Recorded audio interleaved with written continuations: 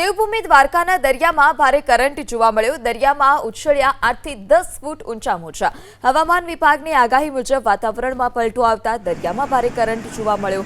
દરિયામાં ભારે કરંટને લઈ ગોમતી ઘાટ સહિત દરિયાકાંઠાના વિસ્તારમાં પ્રવાસીઓએ ઊંચા મોજા ઉછળતા હતા તેમાં તસવીરો પણ પાડી અને નાહવાની પણ મજા માણી। જોકે સ્થાનિક પ્રશાસને પણ દરિયાકાંઠે સાવચેતી રાખવા અને જોખમી વિસ્તારમાં ન જવા માટે પ્રવાસીઓને અપીલ કરી છે।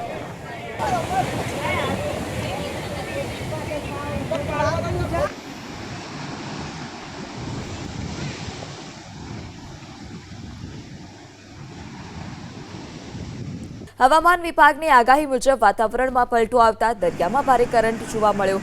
દરિયામાં ભારે કરંટને લઈ ગોમતી ઘાટ સહિત દરિયાકાંઠાના વિસ્તારમાં પ્રવાસીઓએ ઊંચા મોજા ઉછળતા હતા તેમાં તસવીરો પણ પાડી અને નાહવાની પણ મજા માણી। જોકે સ્થાનિક પ્રશાસને પણ દરિયાકાંઠે સાવચેતી રાખવા અને જોખમી વિસ્તારમાં ન જવા માટે પ્રવાસીઓને અપીલ કરી છે।